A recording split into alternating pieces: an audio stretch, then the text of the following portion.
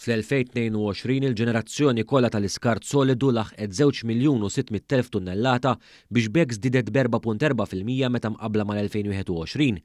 Dan ħareġ minn ċifri tal-Uffiċċju Nazzjonali tal-Istatistika hekk kif intqal li l-iskart perikolus żdied b'6.1% jew 2,624 tunnellata filwaqt li l-iskart mhux perikolus żdied b'4.4% jew 107,446 tunnellata. F'termini assoluti l-ogħla żidiet deru fl-iskart minerali mhux perikolus li ġej mill-kostruzzjoni u twaqqih b'87,043 tunnellata u fl-iskart domestiku u skart simili b'18,529 tunnellata.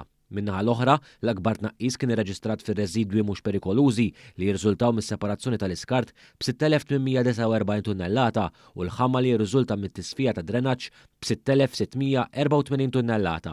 Fl-2022 it-trattament tal-iskart ammonta għal 2.5 miljun tunnellata u żdied b'6.1% fuq l-2021.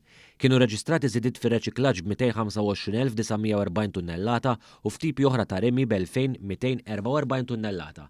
Minnaħa l-oħra kien irreġistrat tnaqqis fir-radam fil-barrieri ta' 70,467 tunnellata fl-irkupru tal-enerġija fl-inċenerazzjoni u fir-remi fil-miżbliet.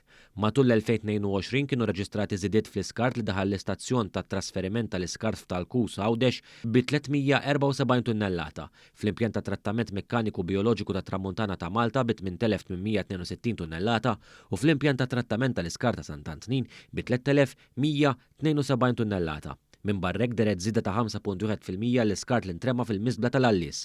Intant fl-2022 il-ġbir separat tal-iskart naqas fil-modi kollha ħlief għal ġbir ta' ħġieġ bib fejn l-ammonti żdiedu b'0.9% jew bi 30 tunnellata.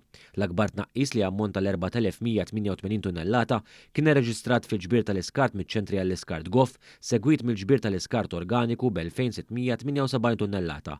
It-tnaqqis mill-ġbir tal-boros griżi jew ħodor u mill-bringing sites ammonta għal 422 tunnellata u 265 tunnellata rispettivament.